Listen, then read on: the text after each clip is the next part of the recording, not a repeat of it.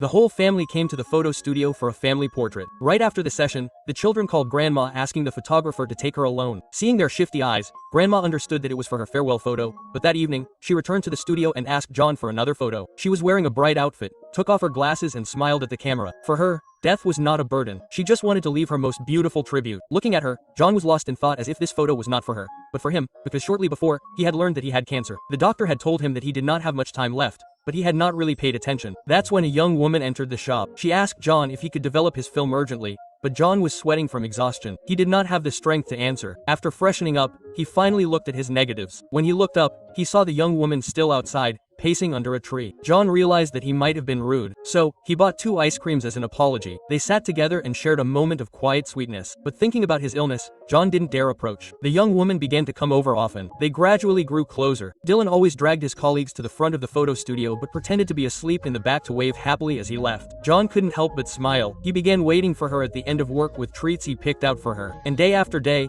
they grew closer. Dylan said she wanted her own photo. In front of the camera, she pursed her lips nervously because John had noticed that her lips were dry. She was worried that the photo wouldn't turn out well, so she ran to the makeup store even though she had never worn makeup before. She practiced all night. The next morning, it was raining when she left for work. From her car, she saw John on the side of the road. She jumped up and ran to greet him excitedly. The rain was coming down hard and his umbrella was small, so they hugged each other. They should have been a couple. It was so obvious, but they never took the plunge. No matter how much Dylan let his feelings show, John always snuck away with an awkward smile. She left disappointed, but he disappeared around the corner. John's heart ached just as much. He didn't know how to react. He called his best friend and invited him for a drink. He confessed that he was going to die. His friend didn't believe a word of it. John just laughed and begged him to stay and drink a little more. They continued until John completely lost control. He did a police snatch and then collapsed crying like a child in his friend's arms, so unlike his usual demeanor. But once he sobered up, he realized that when faced with death, time was of the essence. So he gathered his friends and had them all come to the studio for one last photo.